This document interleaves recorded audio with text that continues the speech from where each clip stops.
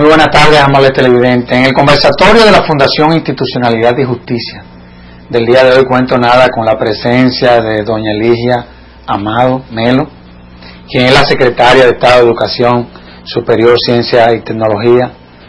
Doña Eligia, para nosotros como fundación no deja de ser un honor que usted comparta este escenario con la fundación, sobre todo porque la fundación es un centro de investigación.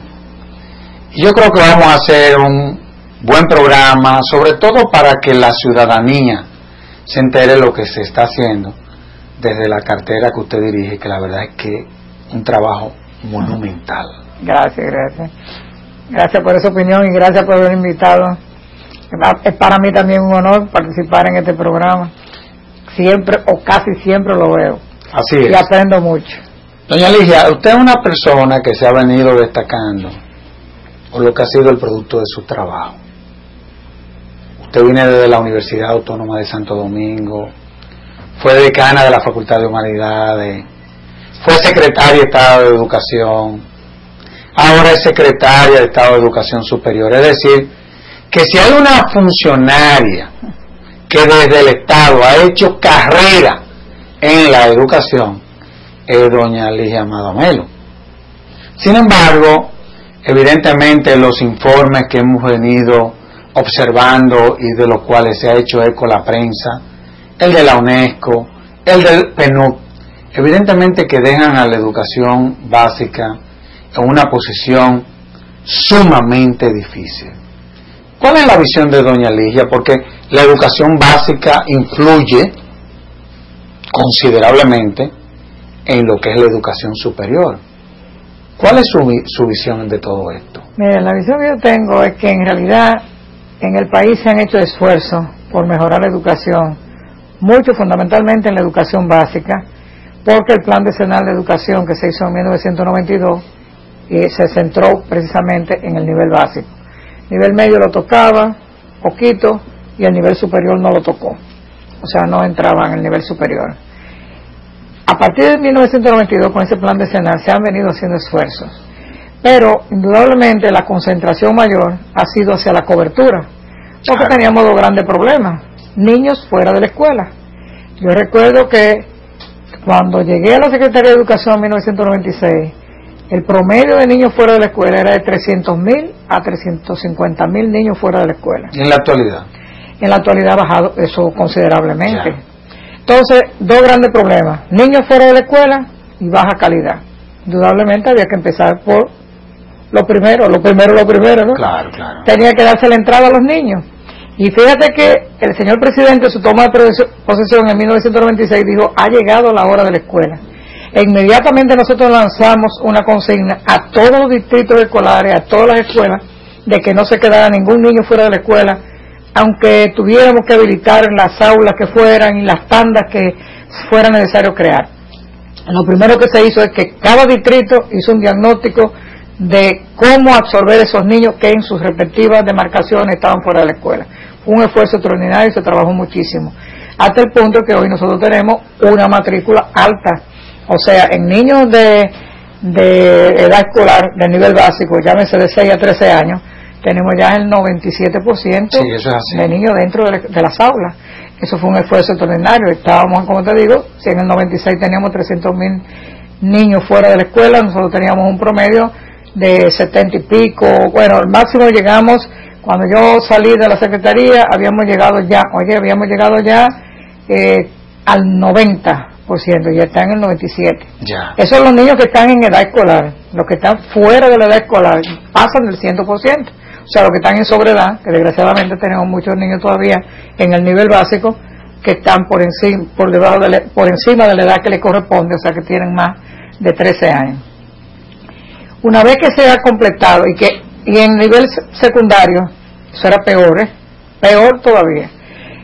Aproximadamente, cuando nosotros llegamos al 96, el promedio de jóvenes ya de 14 a 18 años, que cursan el nivel medio, era un promedio bajísimo, era un promedio de algunos 20-21%. Eso está hoy cerca de un 60%, o sea, se ha hecho un esfuerzo también. Claro. Y en el nivel superior, eso ha ido creciendo de una forma también vertiginosa. Entonces, ante esos dos males, se priorizó la apertura, o sea, cobertura, y eso pasó casi en todos los países de América Latina, porque cuando se celebró la conferencia internacional de Yontién en el 1990, fue precisamente una decisión de que todos los países ampliaran la cobertura escolar. Todos los países de América Latina trabajaron en ese sentido y lo han ido logrando, pero ahora entonces estamos embarcados en la calidad. Cuando en el 2000 entonces se celebra la internacional en Dakar y se hace una evaluación de lo que se había logrado después de Yontién en todos los países latinoamericanos, entonces se hace énfasis que ya tenemos que trabajar para la calidad e intensificar más el nivel medio. Ahí esa fue la decisión de Dakar y así se ha estado trabajando. Indudablemente la calidad de la educación requiere de muchos componentes. O sea, para que haya calidad de la educación son muchos los aspectos. Infraestructura física, indudablemente. Nosotros, por ejemplo, en el 96 cuando llegamos habían 18.000 aulas. Dejamos 28.000 aulas, o sea, en 4 años 10.000 aulas. Pero siguen siendo... Se siguió trabajando, no, y actualmente se ha seguido trabajando. Sí. El déficit de hoy no es ni remotamente el déficit que había cuando empezó el plan decenal. Claro que no, pero siguen siendo muchas las aulas que hacen falta, son unas 15.000.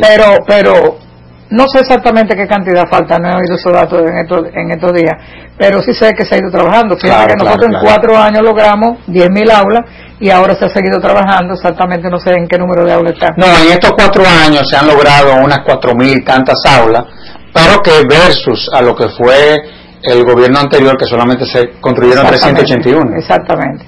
Pero el esfuerzo se hizo del 96-2000 lograr 10.000 aulas y ahora claro.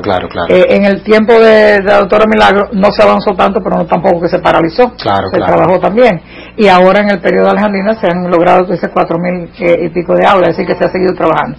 Entonces la calidad va a depender fundamentalmente de que haya una infraestructura física adecuada, pero depende también de la formación de los maestros. Eso es fundamental. Cuando empezó el plan decenal, nosotros teníamos que el 65 a 70%, 65 exactamente, era el número de profesores que tenían títulos, que habían estudiado educación. Ya eso se llevó a un 93%.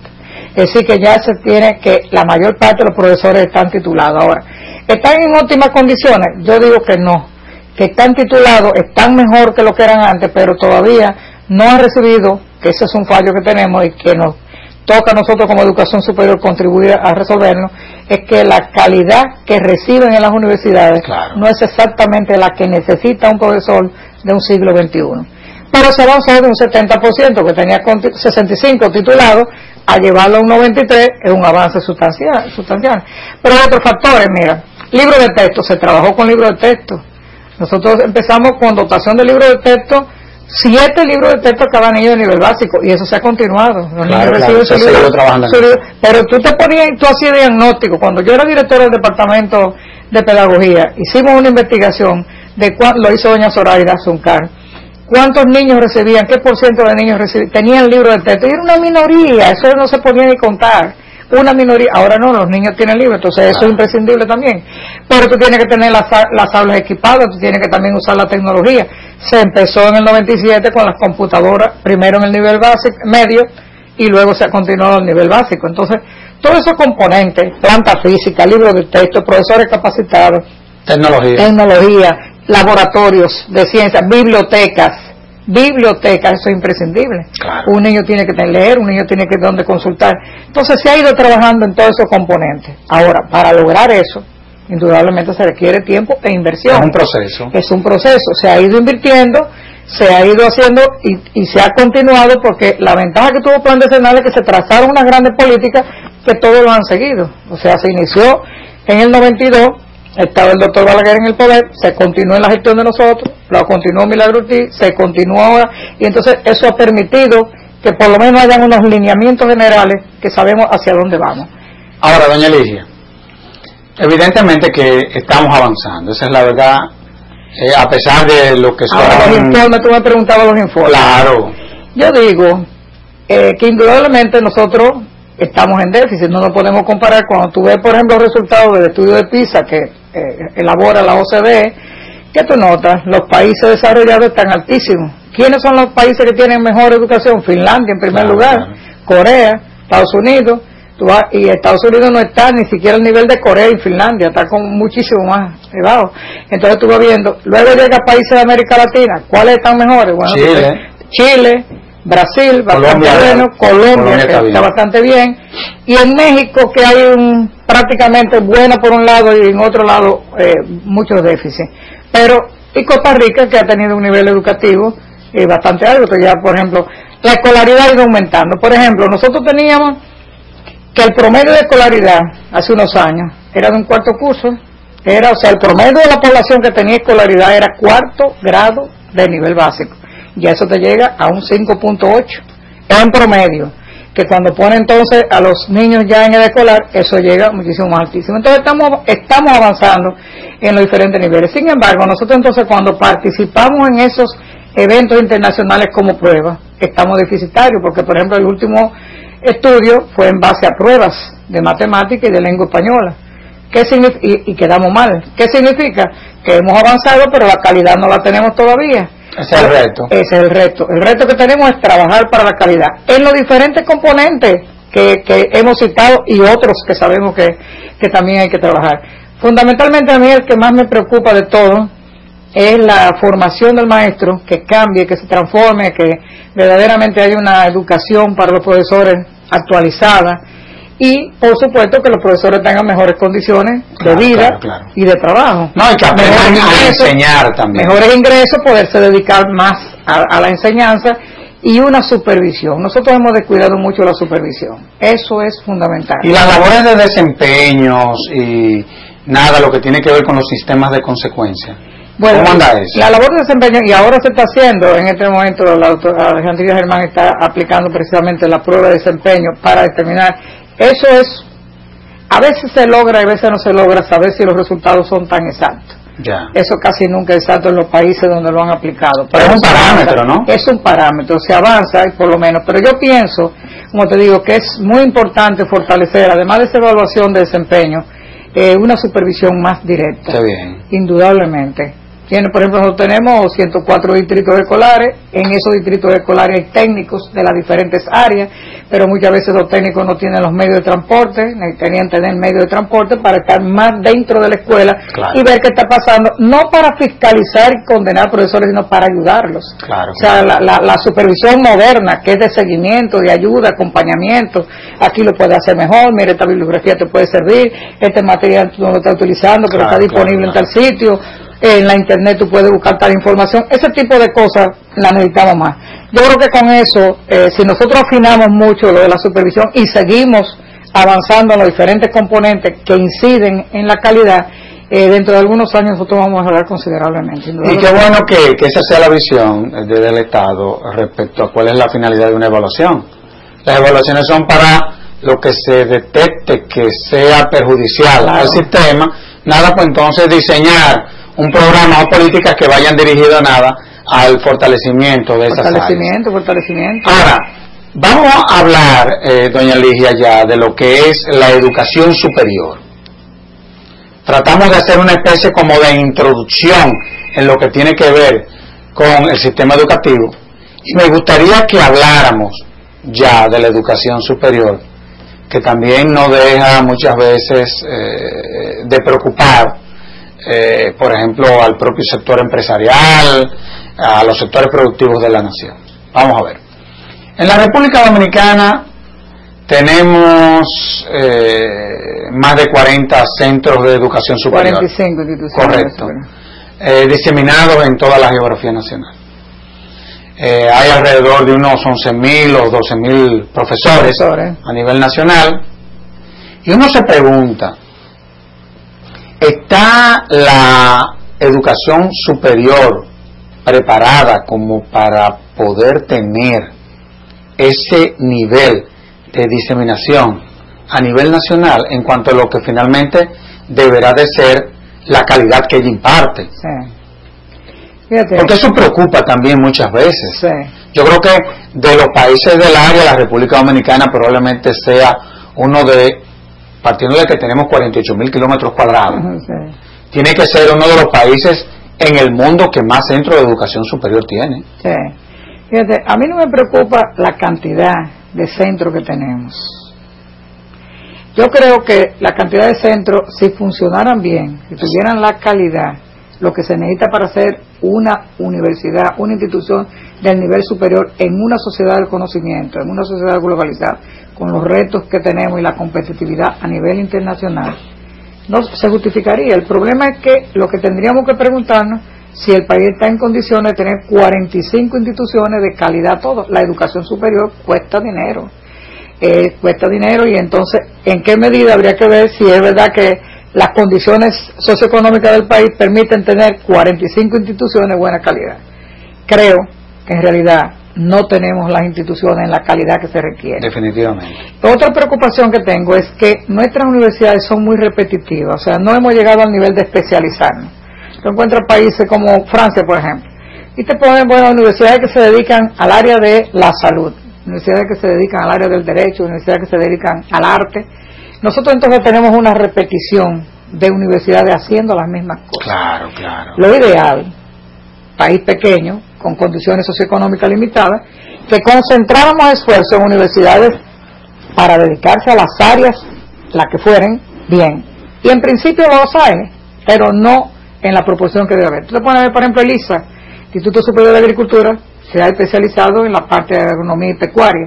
Bueno, pues convertir eso en una universidad de calidad, no incursionar en otras áreas. Claro. Tiene, por ejemplo, una PEP que prácticamente se ha concentrado en el área de los negocios y lo hace bastante bien. Tiene acuerdos con universidades por ejemplo, del Canadá, donde le ayuda. Tiene INTEC, que se ha especializado en las áreas tecnológicas, fundamentalmente, aunque tiene otras. Y, por supuesto, tiene la Universidad Autónoma de Santo Domingo, que tiene todas las áreas. Que lo que le correspondería ahora sería que los centros regionales se especializaran en áreas. Pero tú te pones a ver entonces, bueno, y tiene otro, por ejemplo, el ITLA, que es un instituto técnico que para las áreas tecnológicas. Claro. Tiene Steven, que ahora también para las áreas tecnológicas de alto nivel. O sea que tenemos un principio de especialización, pero no lo suficiente. La mayoría que son una repetición de lo mismo. Te ponen todo derecho, te ponen toda contabilidad, te ponen toda mercadeo, te ponen todo periodismo y te ponen toda educación. Pero eso es una verdadera locura. Eso no, porque no conviene. Y el ejército de docentes. Eso lo tenemos en la República Dominicana. No lo hay. Entonces, ni hay las condiciones, ni de infraestructura física, ni de ese cuerpo de profesores que ameritaría tener todas esas universidades con esa repetición de carreras. Mientras que si tú tienes profesores, bueno, esta se va a dedicar a las áreas del negocio, o dos o tres, no tiene que ser una sola, al área de la salud, al área de la comunicación. ¿Qué tú vas a hacer? Que tú vas a conseguir profesionalizar, especializar a profesores para que sean buenos profesores en esas áreas. Al tener esa repetición, entonces te encuentras que los pobres profesores lo que hacen es que se parten, dan un poquito de clase en esta, dan un poquito de clase en aquella, dan un poquito de clase en ella, repitiendo un poquito más de lo mismo. Entonces, ese es otro fallo que tenemos en la educación superior, que yo espero, hemos hablado mucho de eso y lo hemos discutido incluso con los rectores, yo creo que hasta cierto punto se ha ido sensibilizando hacia eso. Ese es otro gran problema. El otro problema que tenemos es que no hemos diversificado nuestras carreras hacia áreas, sobre todo las áreas de las ingenierías, las áreas de las tecnologías, somos pobres en ello. Tenemos más las áreas, muy bien, las humanidades. Tú podrías decir que aquí tú tienes buena formación de filósofos, buena formación de historiadores, incluso de antropólogos, bien.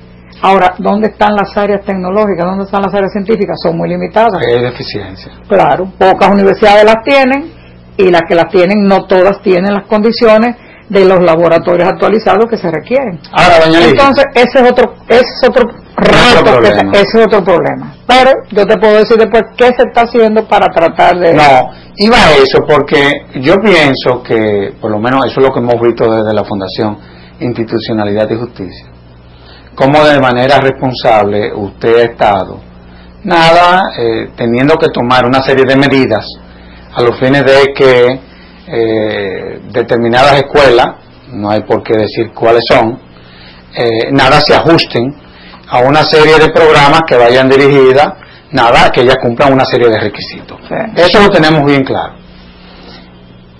Ahora, ¿cuál es el reto frente a una situación que evidentemente, sobre todo cuando el presidente habla de la competitividad, de la propia sociedad del conocimiento?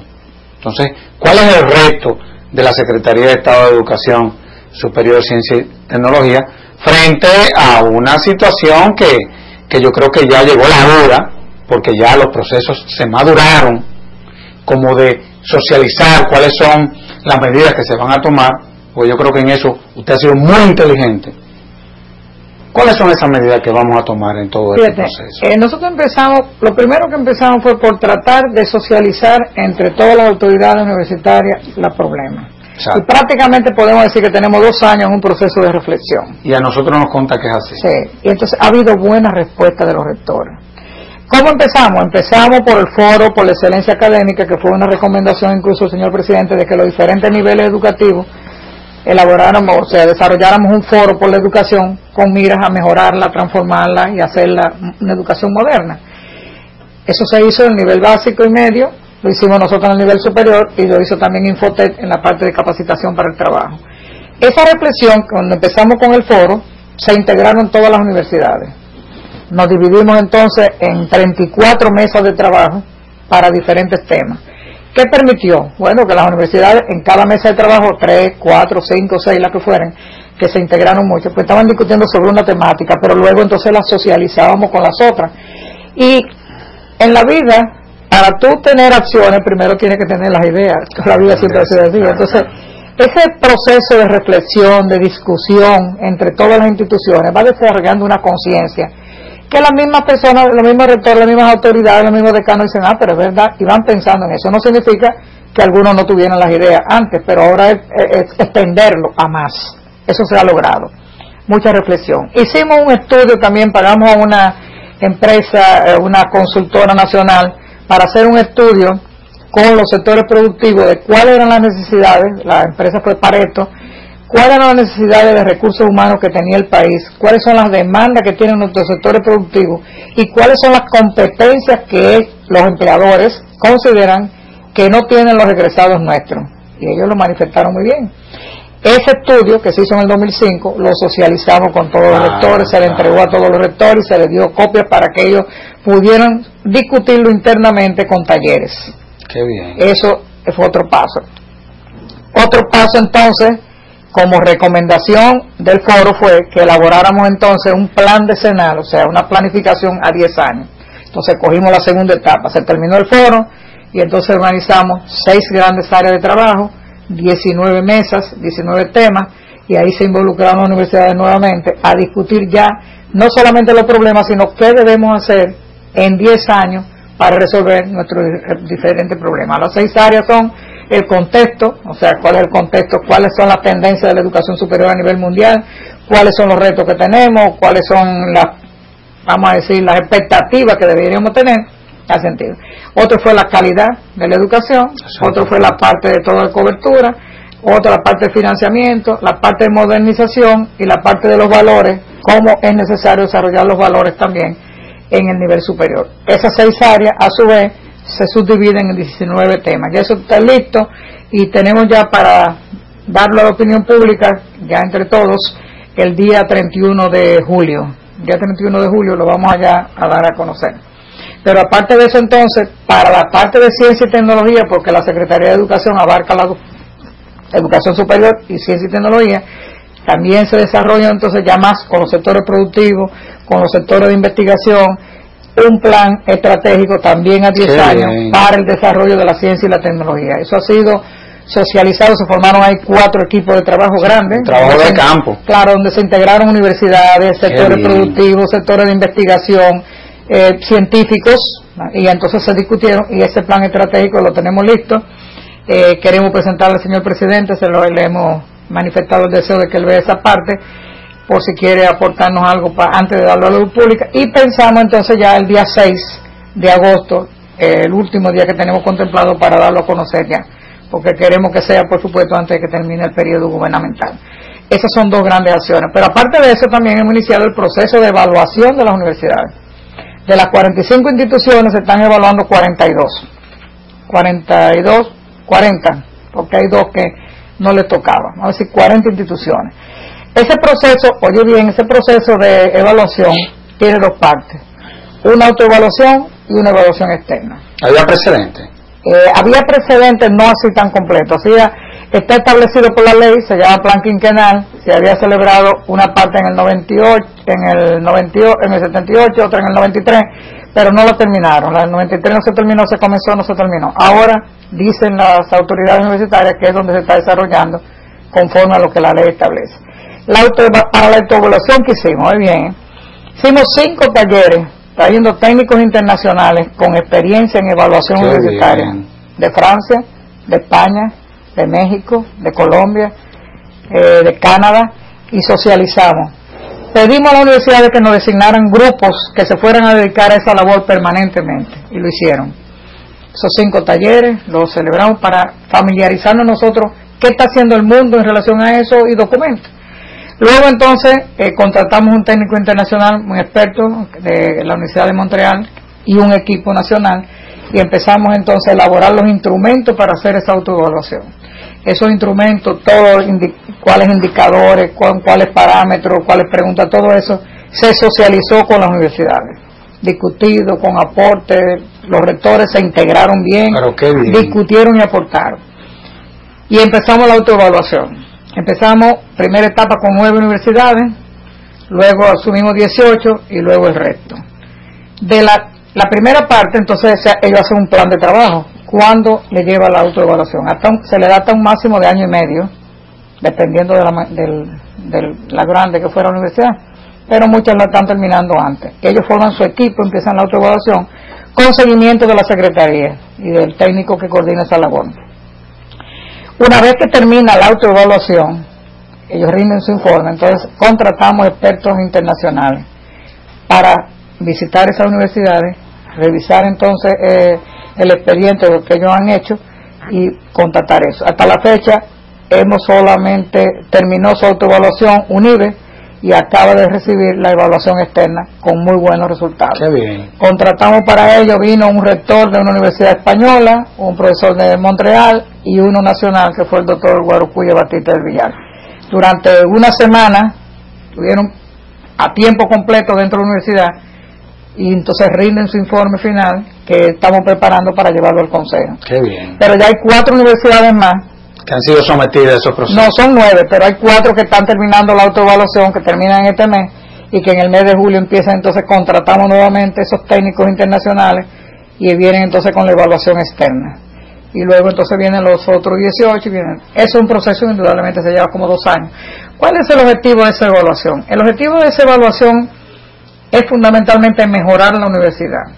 Y hemos constatado lo siguiente: en el proceso de autoevaluación las mismas universidades empiezan a mejorar. Ellos deben presentar un plan de mejora al término de la evaluación. Ellos deben decir, mis fallos son estos, y lo voy a mejorar. Entonces nos presentan un plan de trabajo. Pero lo bonito que hemos constatado es que antes de terminar el proceso, ya ellos mismos van tomando las medidas. Se dan casos de universidades que han construido áreas porque consideraban que no tenían registro, por ejemplo, funcionaba muy mal, han construido su área de registro, o se dan cuenta que la biblioteca está deficiente. Ellos han ido mejorando. De ahí la importancia de una evaluación. Claro, porque la evaluación es eso, porque la evaluación permite darte un seguimiento, saber qué se está haciendo bien, cuáles son tus fortalezas, cuáles son tus debilidades, y corregirlas. Entonces, y en eso digo que es positivo porque las autoridades tienen deseo de superarse. Ahora, indudablemente, repito, la educación superior es costosa. Muchas veces las universidades no tienen los recursos económicos suficientes para poder poner esa universidad en las condiciones. Se le da un término, ellos van mejorando. ¿Qué hace la Secretaría de Educación? Tenemos un equipo que los acompaña en ese proceso y que le dé seguimiento, porque el plan, insisto mucho en eso, no es que cerremos las universidades, no es que si hay que cerrarlas, se cerrarán. Las que no llenen los requisitos, indudablemente habrá que cerrarlas. Sí. Pero en el terreno de los hechos se ha constatado que la gente lo que quiere es mejorar, tiene las mejores intenciones y necesitan ayuda para eso. Claro. Ese es el papel una parte del papel de la Secretaría, ayudarlo a que mejore. Entonces, como te digo, hay muchos retos de la educación superior.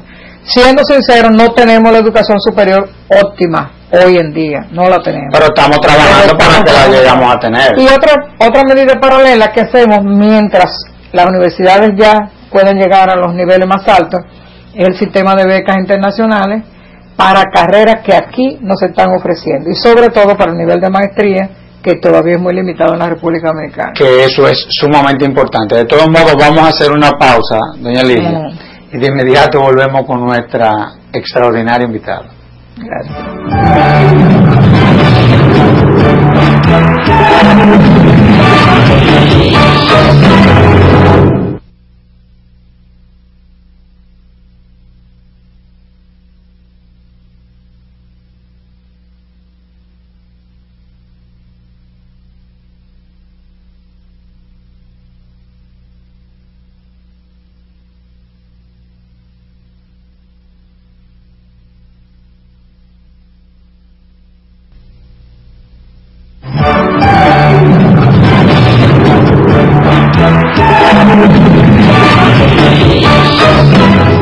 Doña Ligia, ciertamente que se está haciendo un trabajo monumental. Y bueno, y comienzan a verse los resultados, porque qué bueno que usted tuvo la visión de socializar todo esto. Y prácticamente lo que se ha estado es trabajando en lo que es un diagnóstico, un pronóstico. Y bueno, y ya comenzamos a diseñar los tratamientos. Sin embargo, la educación superior tiene grandes retos. Yo creo que una de las grandes deficiencias de la educación superior es la falta de investigación. Vemos que nuestras universidades, y eso es penoso decirlo, no tienen una especie como de programas de publicaciones, no incentivan la investigación respecto a los estudiantes que están estudiando en nuestras universidades, y hasta inclusive en la misma clase docente no hay un incentivo. Si uno agarra los presupuestos de nuestras universidades, están dedicando menos del 1% al área de la investigación. ¿Qué se ha contemplado del área de la educación superior? Porque la verdad es que no puede haber un desarrollo si no es sobre la base de políticas que vayan dirigidas a incentivar la investigación, sobre todo en el área de la educación superior. ¿Qué se está haciendo? Sí, ese es indudablemente otro de los déficits que tenemos. Como tú bien lo has dicho, la falta de investigación, poca investigación, e indudablemente las universidades, una de sus tareas fundamentales es la investigación, porque es para producir conocimiento. ¿Qué estamos haciendo? Bueno, tratamos de incentivar a las universidades a que investiguen, y para ello hemos hecho lo siguiente. Dentro de la ley está contemplado lo que se llama un fondo especializado para el desarrollo de la innovación y la tecnología, Fondo CIP. Ese fondo que estaba en la ley, pero como letra no estaba funcionando, lo pusimos a funcionar en el 2005. Okay. Asignándole, empezamos con 10 millones de pesos, pero tenemos 100 millones ahora. Qué bien. O sea, dedicado a esa investigación. Hacemos un llamado público a las universidades, a los centros de investigación y científicos que quieran investigar, pero siempre que sea respaldado por una institución. Empezamos en el 2005 y ya llevamos 43 proyectos desarrollados. O sea, la mayoría están terminados, el 2005-2006 están terminados, el 2007 están en proceso, y ahora estamos precisamente con el concurso abierto que termina el 30 de agosto para presentar los proyectos. Presentan esos proyectos, las instituciones, como digo, tenemos un equipo y contratamos entonces, primero se revisan si llenan los requisitos que están establecidos, tenemos una base de ciencia, y luego entonces contratamos a científicos nacionales para evaluar esos proyectos, y lo que califican se le asigna entonces el presupuesto que ellos demandan, que en este momento puede llegar hasta 3 millones de pesos, todavía poco, pero por lo menos entramos a lo que califica internacionalmente para un proyecto de investigación. No, y es una iniciativa hasta novedosa en la República Dominicana. Ese dinero entonces se va pagando cuando inicia, antes de iniciar la investigación, o sea, cuando ya se declara ganador, se le da una parte, y luego entonces contrainformes, ellos van rindiendo informes del desarrollo de la investigación, se le van haciendo las partidas hasta que finalizan y hacen el informe final. Hasta la fecha, todos los resultados, solamente 2 investigaciones del 2006 se retiraron después de haber iniciado, y el dinero incluso lo devolvieron, o sea que eso se cumple. ¿Y estas investigaciones van dirigidas a qué área? Eso voy a decir. Nosotros elegimos fundamentalmente 5 áreas. El área de la biotecnología, o sea, el área también de la salud, el área de la tecnología en sentido general, pero más para la energía. Tomamos el tema de la energía, los biocombustibles, ese es un área. Ya dije el de la salud. medio ambiente, la otra no recuerdo, son 5 áreas científicas, porque es para el área de las ciencias naturales, o sea que 5 áreas. ¿Y qué posibilidades de diseñar, por ejemplo, un programa que vaya dirigido a investigar el fenómeno de la inseguridad en la República Dominicana? Eso no lo tenemos, porque no tenemos el área de ciencias sociales, no. Y dentro de las áreas sociales, mejor que sea así, porque la Secretaría de Economía tiene un fondo que está desarrollando para la área de ciencias sociales.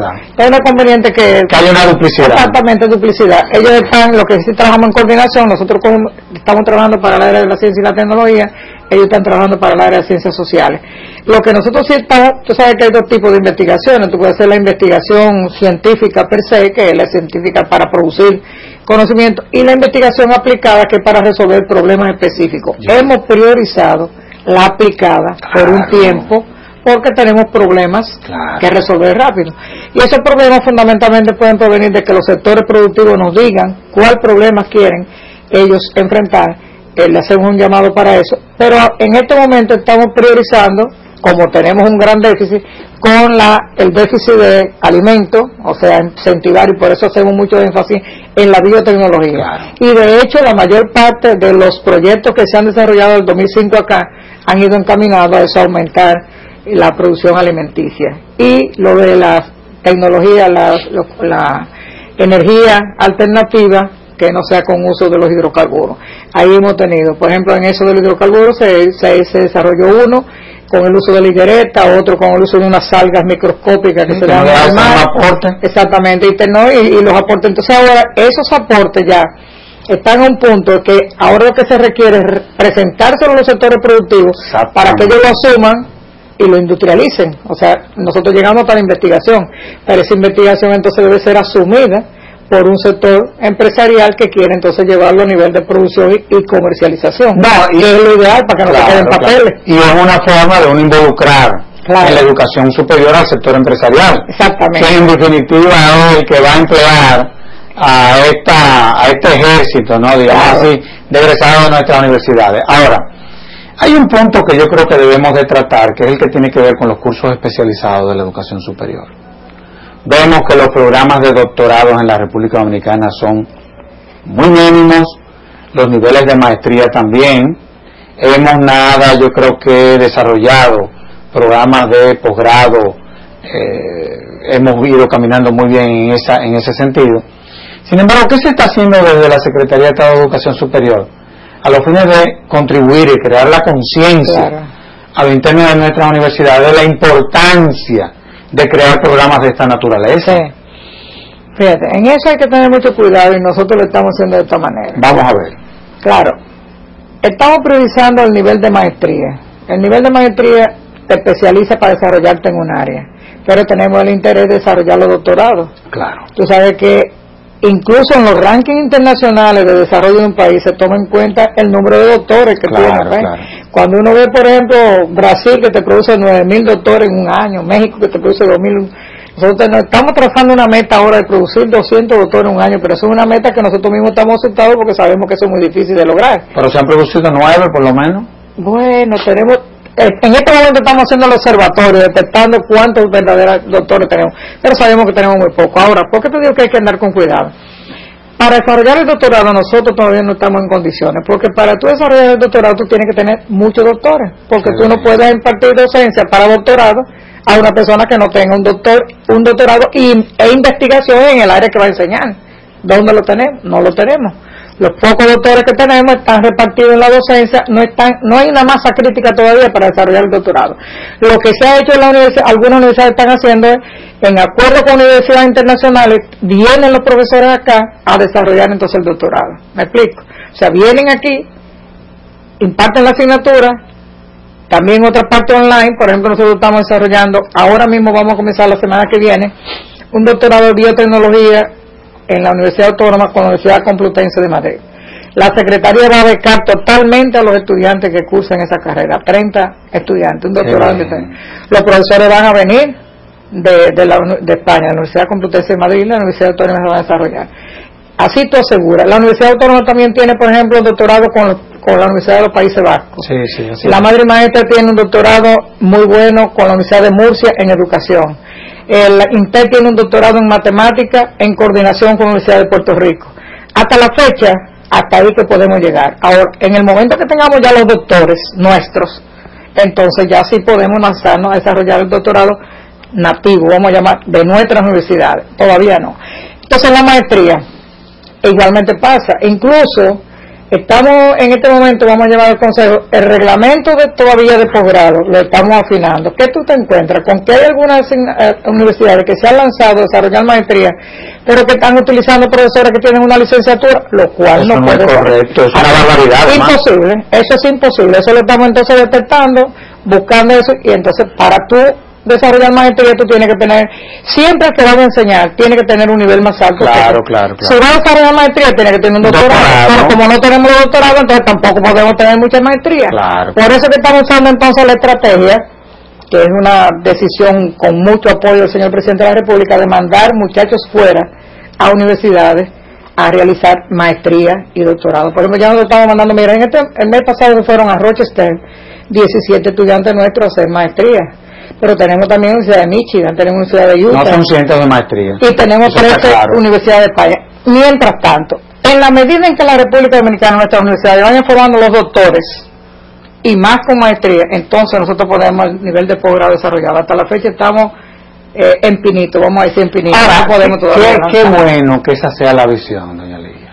Para que no pase con esos cursos especializados lo que pasó con la educación superior. Exactamente. Entonces lo que estamos tratando de ver, habiendo aprendido la lección, que no nos siga pasando en instancias más altas. Tú puedes tener, vamos a decir, muchos licenciados, pero no todos los licenciados te llenan y entonces que llenemos el país de mucha maestría sin nivel de maestría. No, claro que no. Además tenemos que cuidar no estafar a los estudiantes. Tú puedes engañar a un estudiante, pero el estudiante puede ir voluntariamente a decir yo estoy haciendo una maestría y creerse que está haciendo una buena maestría.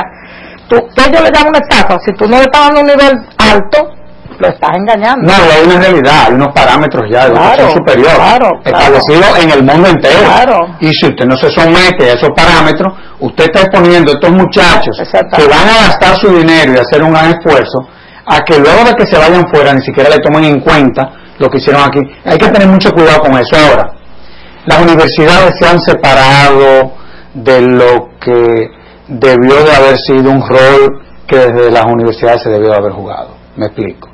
Las universidades no participan de los problemas que acosan a la sociedad. No participan en lo que son los problemas o diseñar iniciativas que vayan dirigidos al problema de la seguridad, al problema de la violación de los derechos fundamentales, a problemas típicos, por ejemplo, de la salud pública. ¿Qué es lo que le está pasando a las universidades?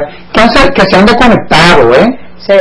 Esa es una parte que está muy relacionada con la investigación. ¿Verdad que sí? Claro, y está muy relacionada con la extensión. Porque se han quedado sin discurso. Claro, porque fíjate, cuando tú haces un diagnóstico en la universidad, encuentras que la parte de extensión, llámese servicio, esa vinculación con la comunidad, es la más pobre. O sea, vamos a decir, la docencia es la primera. La investigación, ya tú sabes, ya la hemos descrito. Y la extensión del servicio, más bajita todavía.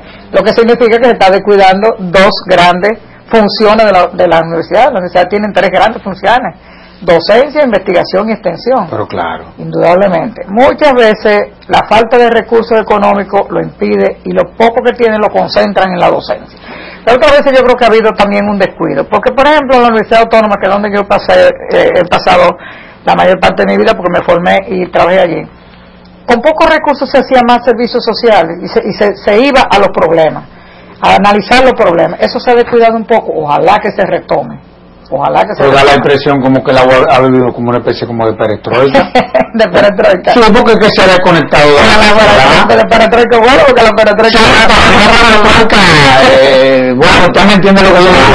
De estática. Claro, porque me recuerdo cuando nosotros estudiamos en esa universidad, la visión social que se tenía. No, que está establecido ese estatuto orgánico. Pero definitivamente el estatuto orgánico es la primera función, en función social, fundamentalmente la tiene. Claro. Está establecido. Ha habido descuido indudablemente en eso, pero es bueno que hayamos tocado este tema porque yo creo que indudablemente, como decía al principio, las acciones requieren primero del pensamiento.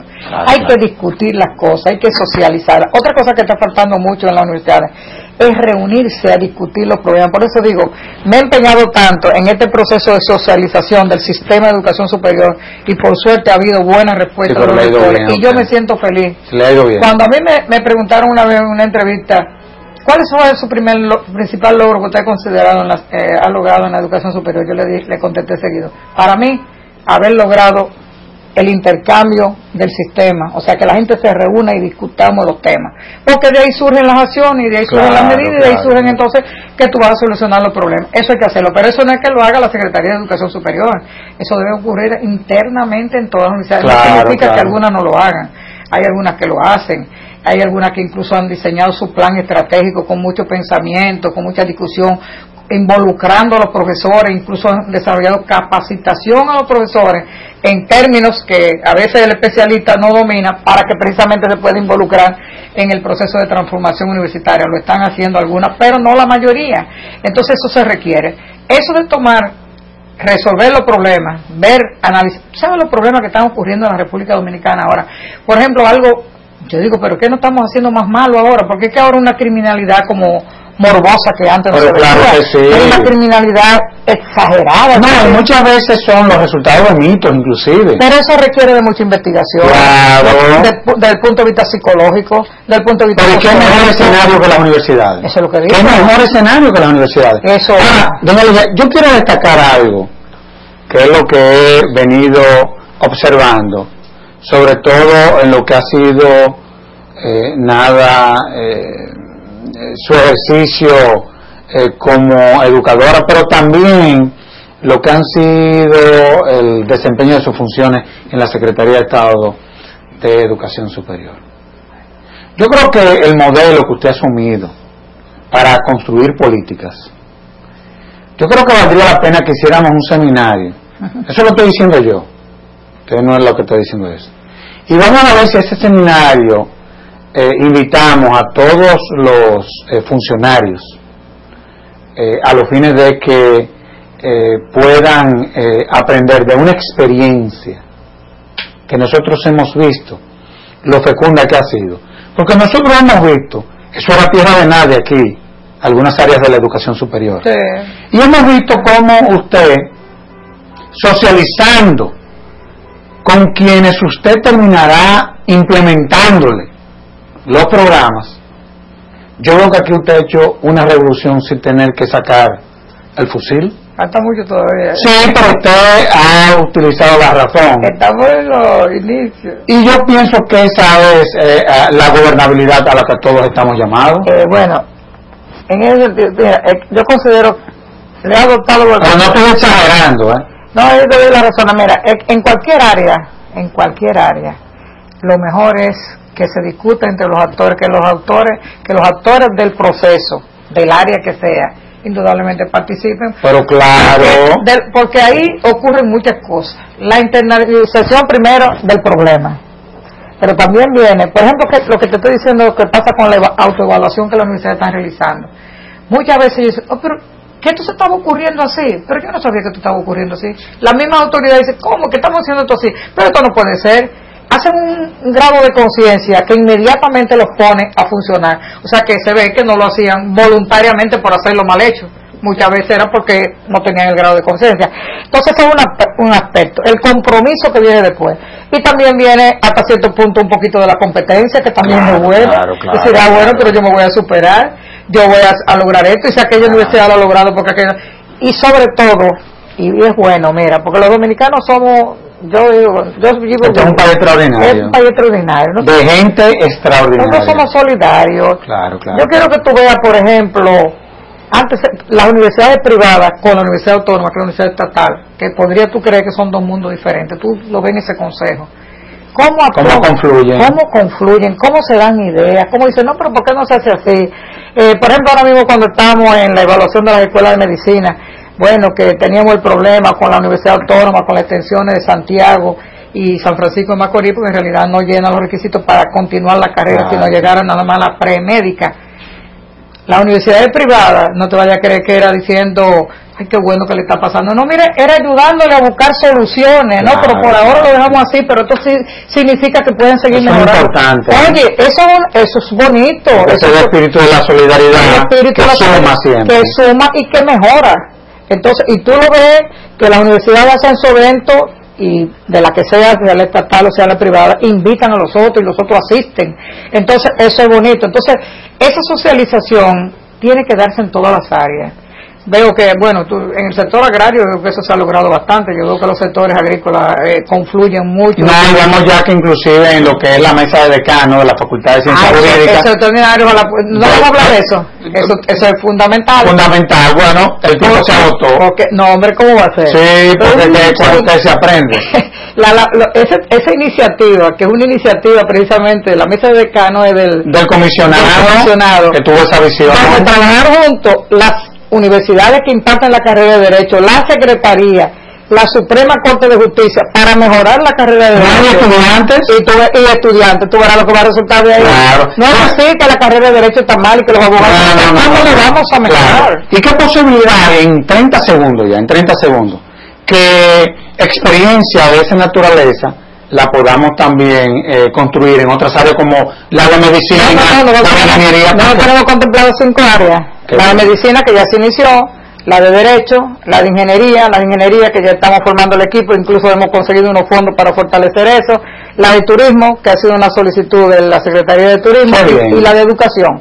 A mí me preocupa fundamentalmente que nosotros, pero es transformar totalmente la formación de maestros en nuestra universidad. Quiero algo que así sea. Claro, porque así que va verdaderamente tú a mejorar el sistema. Claro que sí. Doña Ligia, el tiempo se agotó. Bueno. La verdad es que me siento de verdad, me siento orgulloso de usted. Gracias. Sobre todo, no solamente por el trabajo que hace, sino por la calidad de cómo lo hace. Gracias. Así que en nombre de la Fundación... Por lo menos entusiasmo tengo. No, en nombre de la Fundación, créame, le agradezco el que me haya permitido compartir este conversatorio. Gracias por haberme invitado. Y a todos los televidentes le decimos hasta el próximo domingo, en donde estaremos en un nuevo conversatorio de la Fundación Institucionalidad y Justicia. Hasta entonces.